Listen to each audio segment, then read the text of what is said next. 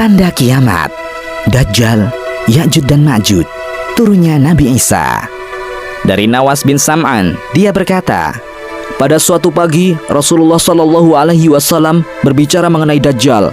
Kadang-kadang beliau merendahkan suaranya, kadang-kadang meninggikannya, sehingga kami merasa seolah-olah berada dalam sekelompok lebah. Pada petang hari, kami mendatangi beliau dan beliau sudah mengetahui persoalan kami. Beliau bertanya, apa kabar kalian? Kami menjawab, wahai Rasulullah, tadi pagi Anda berbicara mengenai Dajjal. Kadang-kadang Anda merendahkan suara dan kadang-kadang meninggikannya, sehingga kami seolah-olah berada dalam sekerumunan lebah. Rasulullah Shallallahu Alaihi Wasallam bersabda, bukan Dajjal yang mengkhawatirkanku terhadap kalian semua.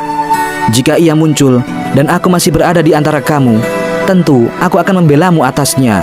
Dan jika ia muncul sedangkan aku sudah tidak ada di sampingmu, maka setiap manusia akan menjadi pembela atas dirinya sendiri, dan Allah Subhanahu wa Ta'ala menggantikanku menjadi pembela atas setiap orang muslim.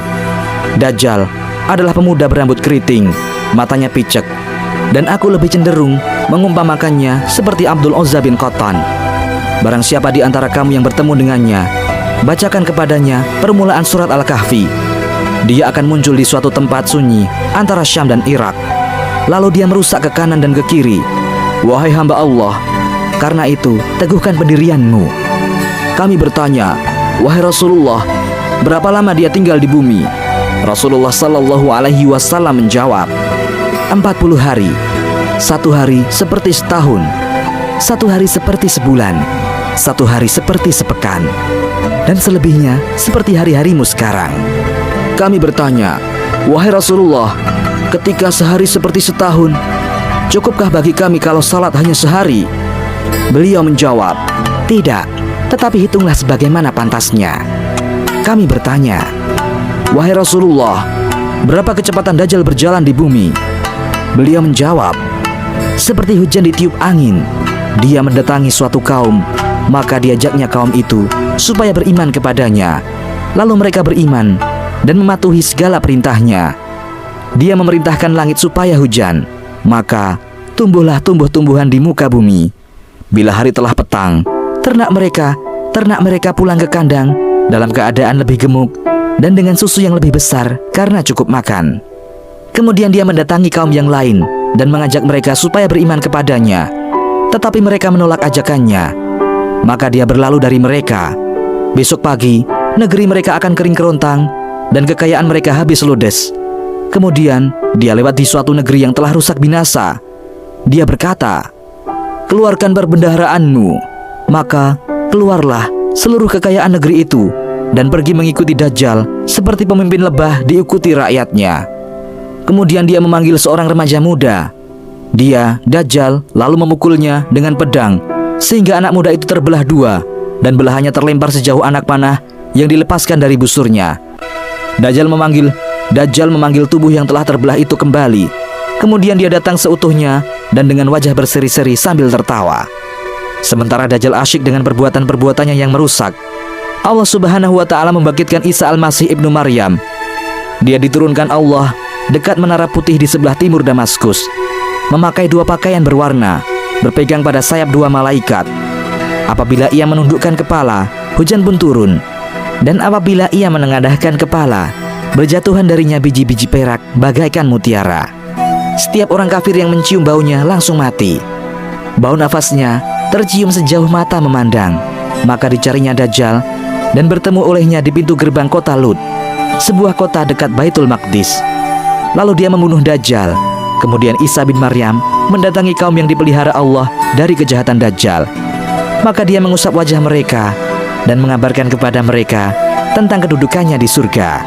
Pada saat seperti itu, Allah mewahyukan kepada Isa, sungguh, aku mengeluarkan hamba-hambaku yang tidak terkalahkan oleh siapapun.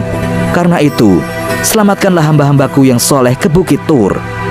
Lalu Allah Subhanahu wa Ta'ala membangkitkan Ya'juj dan Ma'juj. Mereka turun melandai dari tempat yang tinggi. Gelombang pertama melewati Danau Tobariyah. Lalu mereka meminum habis air telaga tersebut. Kemudian lewat pula rombongan yang lain. Mereka berkata, sesungguhnya dahulu di sini ada air.